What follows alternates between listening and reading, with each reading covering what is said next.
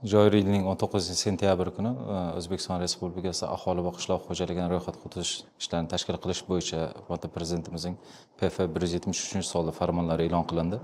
Mazkur tadbir juda ham muhim O'zbekiston uchun, chunki bu yangi mustaqil O'zbekiston tarixida birinchi marta o'tkazilyapti. Qariyb 36 yildan beri o'tkazilmagan tadbir. Bu tadbirda Prezidentimiz farmonlari bilan 2026-yil 15-yanvardan 28-fevralgacha o'tkazish ko'zda tutilgan. Yana bir muhimligi shundaki, ushbu tadbir ham aholi ham qishloq xo'jaligini ro'yxatga olish birga o'tkaziladi va bu bevosita bir ko'plab savollar, xususan aholining demografik tarkibi, uning yashash sharoitlari, ijtimoiy holati, umuman qishloq xo'jaligidagi bor imkoniyatlarimiz bu to'g'risida keng qamrovli ma'lumotlar yig'ish imkoniyatini beradi. Bunday ma'lumotlar avvalambor shu ijtimoiy iqtisodiy rivojlantirish dasturlarini ishlab chiqishda, kelgusida oziq-ovqat xavfsizligi, demografik rivojlanish, shaharsozlik va hokazo dasturlari ishlab chiqarishda muhim manba bo'lib xizmat qiladi. Prezidentimiz farmonlarida ko'rsatilgan eng asosiy vazifa bu ushbu jarayonni bir kam xarajat usullarda, ya'ni an'anaviy usullarda bir necha trillion so'mlik, 1,5-2 trillion so'mlik xarajat ko'zda tutilgan bo'lsa, bu hozirgi taklif qilinayotgan usulda bu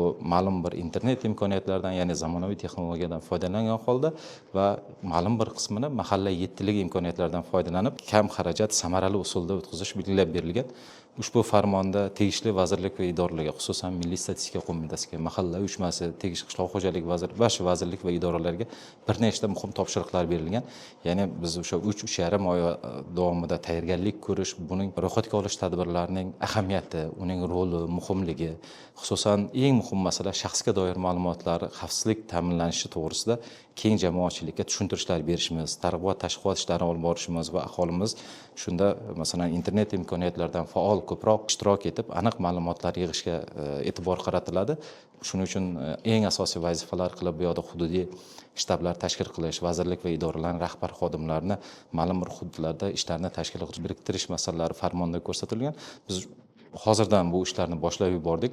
Hozirdan mana hududiy komissiyalar tashkil qilish, u yoqda bo'ladigan savollar, tashkiliy masalalar, texnik va moddiy texnik imkoniyatlar to'g'risida dastlabki xatlovlar o'tkazish ishlari boshlandi.